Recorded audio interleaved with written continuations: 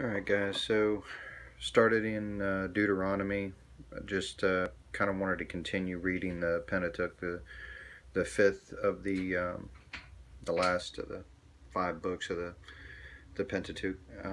So made it to chapter 3 verse 26, and something really had kind of stood out to me. Remember that God had told Moses that because you had kind of misrepresented me, that he's not going to allow Moses to enter into the land.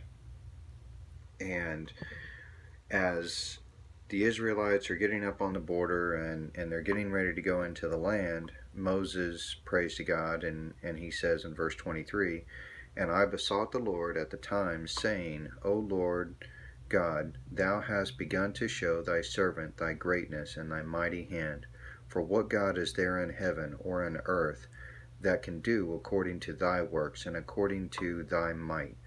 I pray thee, let me go over and see the good land that is beyond Jordan, that goodly mountain and Lebanon. But the Lord was wroth with me for your sakes, and would not hear me. And the Lord said unto me, Let it suffice thee, speak no more unto me of this matter. Get thee up into the top of Pisgah," it's a mountain, "and lift up thine eyes westward and northward and southward and eastward, and behold it with thine eyes, for thou shalt not go over this Jordan." Alright, so basically the part that really stood out to me was in verse 26. He says, "But the Lord was wroth with me for your sakes." What is he talking about, for your sakes? Why would it have benefited the Israelites for God to be upset with Moses because Moses had asked to be able to go and see the land? You know, he had gone on this whole journey, he had led the Israelites out, and basically he misrepresented God, and God told him, "You're not going to go into the land." And he's basically kind of praying to God and asking him to change his mind, and the Lord got upset with him for the Israelites' sake, for God's people's sake. Well, the part that stands out to me is the "for your sake." The whole basis of the Old Testament, the whole basis for the New Testament, is that of faith in God.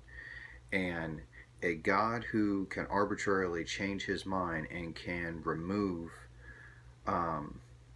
his decrees at will is not a God that you can put any kind of faith or trust in, because this is something that is changeable based on mood or opinion, or based on your convincing arguments or whatever. God can then change his mind on things and can flip-flop on issues, and that's not something that you can put your full faith and trust in. And since that was the basis of what God was doing with the Israelites going through the wilderness,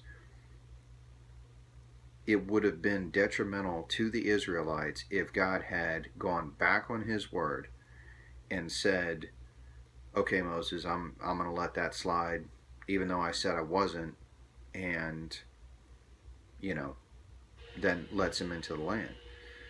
So what God did was God both showed mercy on Moses and upheld his word. He walked with Moses all the way into the end, and later on we see that Moses died and God was with him. But he also showed mercy on Moses and allowed him to see the land from the top of the mountain, but not to enter the land. So this is something that was pretty significant to me. Obviously, the how specific God is. He keeps his word literally to the letter. But also he showed mercy on Moses, and also he showed mercy on the Israelites because he allowed them to maintain a basis for their faith, which was critical and would go on in the future to be critical. So that was something that stood out to me. You guys can read through that and see if you got the same. All right, God bless.